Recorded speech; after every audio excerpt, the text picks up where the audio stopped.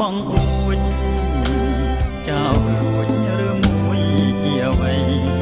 រៀងដូចជាស្រីលិនដូចជាផ្កា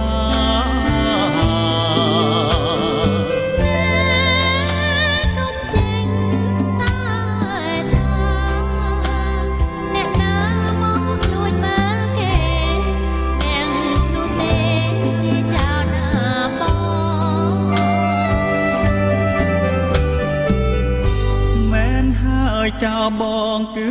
ចៅលួចចិត្តលួចតែអូនមួយជីវិតសូមតែអាណិតសូមតែមេត្តា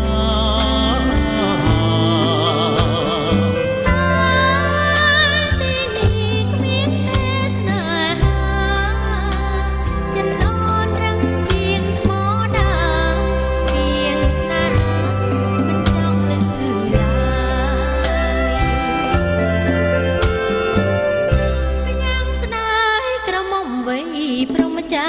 រីការីថ្ងៃរយធ្វើអ្វី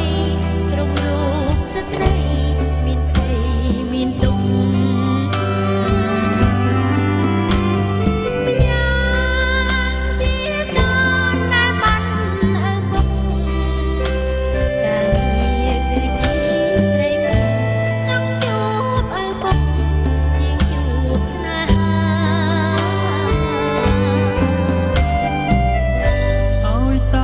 ព្រមស្នេហ៍ហើយស្នេហ៍ដោយស្មោះទ្រង់បង5ហាត់មើលចង់បងពិតជាប្រង